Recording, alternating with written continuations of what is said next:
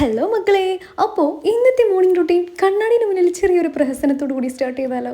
അപ്പോൾ അതാ തുടങ്ങി കേട്ടോ. അങ്ങനെ ഞാൻ കുറച്ച് മാങ്ങയൊക്കെ കട്ട് ചെയ്ത് വെച്ചിട്ടുണ്ടായിരുന്നു. അതൊക്കെ രാവിലെ തന്നെ ഇരുന്ന് അങ്ങോട്ട് കഴിച്ചു.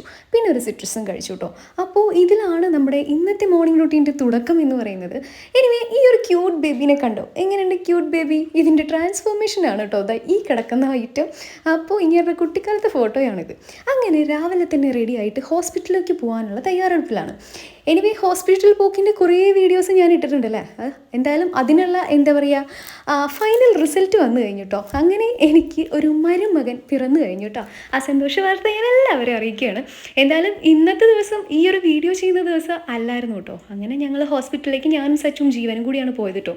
പോകുന്ന വഴി ഞാൻ പണ്ടൊരു ദിവസം പറഞ്ഞ പോലെ തന്നെ നമ്മുടെ അട്ടപ്പാടി എന്ന് പറയുന്നത് ടൂറിസം വേണ്ട രീതിയിൽ ഉപയോഗിക്കാത്ത ഒരു അടിപൊളി ടൂറിസ്റ്റ് പ്ലേസ് തന്നെയാണ് കേട്ടോ. എത്ര കണ്ടാലും മതി വരാത്ത, അതായത് എത്ര കണ്ടാലും കൗതുകം തീരാത്ത ഒരുപാട് സ്ഥലങ്ങൾ ഇപ്പോഴും ഇവിടെയുണ്ട്. അങ്ങനെ ഹോസ്പിറ്റലിൽ എത്തിയ പാടെ ഈ ക്യൂട്ടീസിനെയൊക്കെ കണ്ടു കേട്ടോ. അതിനുശേഷം ഞാൻ നേരെ ക്യാൻറ്റീനിലോട്ട് പോയിട്ട് ചായ, പിന്നെ വട, അതുപോലെ തന്നെ ഒരു ബിസ്ക്കറ്റ് മേടിച്ചു കേട്ടോ.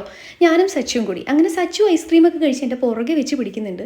അങ്ങനെ ഞങ്ങൾ നേരെ അവിടുത്തെ കാഴ്ചകളൊക്കെ ആസ്വദിച്ച്, ഹോസ്പിറ്റലാന്ന് പറഞ്ഞിട്ട് കാര്യമില്ല കേട്ടോ, അട്ടർ ലുക്കാണെന്നേ. അങ്ങനെ ഇവിടുത്തെ ഈ ഒരു വഴി കൂടെ ഞങ്ങൾ നടന്ന് ആദ്യം ഞങ്ങൾ പോയത് ചിൽഡ്രൻസ് പാർക്കിലോട്ടാണ് കേട്ടോ. അവിടെ പോയിരുന്ന് ഇവനെ കുറച്ച് നേരം ഊഞ്ഞാലൊക്കെ ആടാൻ വിട്ടിട്ട് അങ്ങനെ ഞാൻ അവിടെ നോക്കിയിരുന്നു കേട്ടോ. അത് കഴിഞ്ഞ് നേരെ ഹോസ്പിറ്റലിൻ്റെ അവിടെ എത്തി. ഞാൻ ജ്യോതിനെ ഉള്ളിലേക്ക് വിട്ടിട്ട് അവിടെ ഇരിക്കുകയായിരുന്നു. ആ സമയത്ത് ഇതവിടെ ഒരു ക്യൂട്ട് ബേബി ഉണ്ടായിരുന്നു കേട്ടോ. ഇവന് ഒടുക്കത്തെ ജാടയാന്നേ. സിനിമാ നടനാണ് എന്നാണ് കക്ഷിയുടെ ഒരു ധാരണ എന്ന് തോന്നുന്നു. ആൾക്ക് ഒടുക്കത്തെ ജാടയാണ്.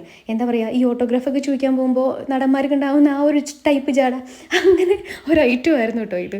അങ്ങനെ അവനെ കുറച്ച് നേരം കളിപ്പിച്ച് ഞാൻ അവിടുന്ന് നേരെ വീട്ടിലോട്ട് പോരാനുള്ള പരിപാടിയായിരുന്നു. ഏട്ടൻ വന്നു. അങ്ങനെ ഞങ്ങൾ കാറിൽ തിരിച്ചു വരുന്ന വഴിക്കാണ് ഗൂളിക്കടവ് പള്ളി പരിപാടീൻ്റെ ആ ഒരു ലൈറ്റ്സും പരിപാടിയൊക്കെ കണ്ടത് കേട്ടോ. അടിപൊളിയായിരുന്നു, നല്ല ലുക്കായിരുന്നു. അപ്പോൾ ഇന്നത്തെ വീഡിയോ എല്ലാവർക്കും ഇഷ്ടപ്പെട്ടു എന്ന് വിചാരിക്കണം. ബൈ.